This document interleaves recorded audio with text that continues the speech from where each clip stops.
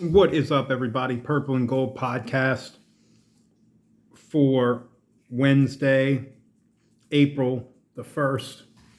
There will be no April Fool's jokes on this podcast. LSU tried to play an early April Fool's joke on their fan base last night, getting down against Southern 6-1 before rallying to win in run rule fashion 16-6. Jaden Newt got the start as we predicted. Things did not go well. Southern was ahead 3-1. Southern had the bases loaded in the second inning, and a line drive that was hit to left field that should have ended the inning. Chris Stanfield took his eye off the ball at the last second. It was about a head level catch, and he dropped it, and 3 runs scored. And Southern was ahead 6-1. And you're sort of going through the motions in your head about, is this going to be a damaging loss? Southern's RPI is 271. Why is this happening to this team?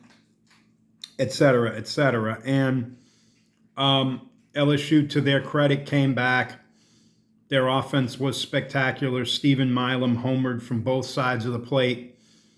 Derek Curiel hit a grand slam, followed by Milam's second homer to tie the game at 6. Then there was an hour and 13 or so minute rain delay. LSU came out after the rain delay. Dardar tripled. They piled on some more runs. They were up 12-6. They eventually won the game 16-6 in run rule fashion. So LSU now gets ready for a trip to Tennessee. 6 of the 8 SEC series this weekend are Thursday, Friday, Saturday series. However, LSU's is not. Their first game will be on Friday at 4:30 Central in Knoxville. Tennessee, of course, reeling a little bit off the disastrous weekend they had in Nashville. Vandy walked them off 3 times in a row, including in 16 innings on Saturday. And then on Sunday, scoring 6 runs in the bottom of the 9th, including a walk-off grand slam, to beat Tennessee 16-15. Tennessee did beat Austin Peay last night, 13-4 in the midweek. And so Jay Johnson had his media availability today before the Tigers travel tomorrow to Knoxville. And of course, because LSU's playing Tennessee, the subject of Tony Vitello came up. Of course, Tony Vitello became the first college coach to become a major league manager. He's with the San Francisco Giants. They lost their first 3 games, but he just got his first win the other day. And Jay Johnson was asked about his career path to possibly being a major league manager. And he had some interesting quotes. He said he's not interested in that at this time. But then he stopped and said, but that's at this time. He then hesitated and said, I've not been offered a major league job. Do I think that major league teams have reached out to Jay Johnson's representatives to potentially gauge his interest? Yes. I don't think you win 2 national titles in 3 years and have one of your conference rival coaches jump to the bigs and nobody asks you if you're interested. I also think this is a little bit of a ploy on Jay's part because he's not happy with the revenue sharing. He's not happy that other schools are spending more money than LSU. He's made that known. He's not happy that LSU is only getting 5%, that LSU baseball is lumped into the 5% that the rest of the sports get after football and men's and women's basketball. I don't envision that changing anytime soon.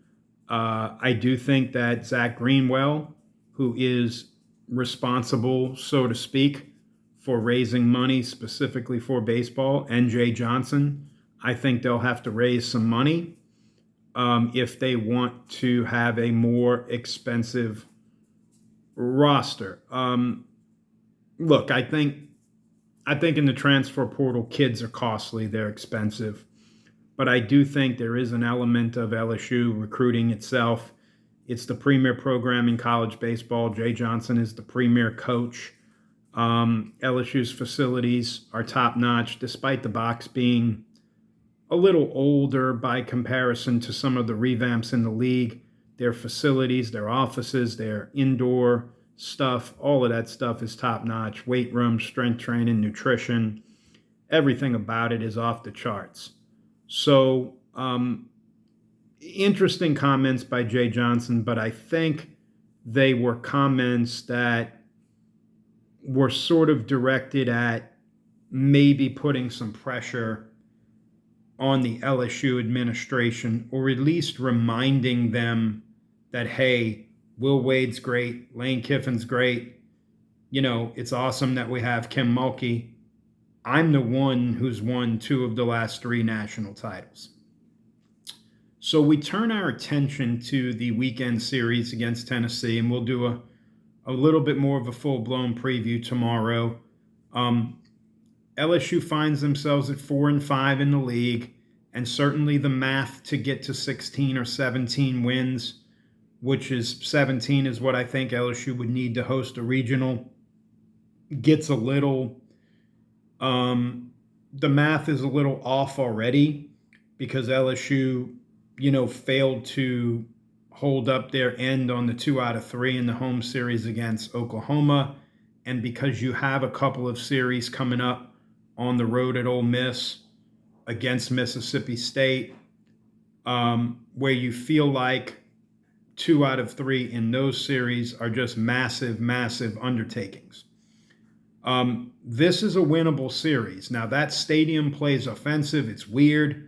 But, Tennessee hasn't pitched. This is not the same Tennessee team, that Tony Vitello has had the last couple of years. Certainly talent-wise, they're very, very talented, and they're still very good. But they have run into a little bit of sort of that, not quite to the degree that Texas A&M ran into last year, but, we've promoted from within, new head coach, new pitching coach, and they've sort of run into they're not that juggernaut that they have been.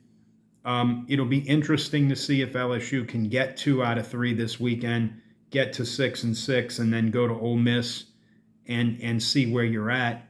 No Cooper Moore this weekend, and probably no Cooper Moore next weekend either. I think they're going to target the Texas A&M series at home for his return. It's just he's still shut down right now. He's going to throw some batting practice at some point, but he's got to ramp up. It's not going to happen this weekend, and it's probably not going to happen next weekend. So midseason projections came out today. D1 Baseball has LSU as a 2 seed in Virginia's regional in Charlottesville. That's certainly a place that I could see LSU going, some ACC school. And Baseball America has LSU as a 3 seed in Morgantown, West Virginia. Of course, LSU and West Virginia played in the Super Regional last year. That's another thing that I think you can certainly see. If LSU winds up a 2 seed in someone else's regional, it gets a little odd in terms of the places where LSU can be sent. So I want to explain a little bit about a change that has been made in the NCAA tournament seeding and selection process. So the tournament committee always seeds 1 through 16. Those are the 16 hosts. That's the bracket. 1 plays 16, 2 plays 15. You get it. And the top 8 seeds are the national seeds. Well, now they are going to seed 17 through 32. However, the pods on who plays the number 1 seed is 29 through 32. So 1 through 4 gets 29 through 32 as the 2 seeds in their regional. It's not 1 plays 32 and 2 plays 31 because there are geographical considerations and you can't have 2 teams from the same conference in the same regional.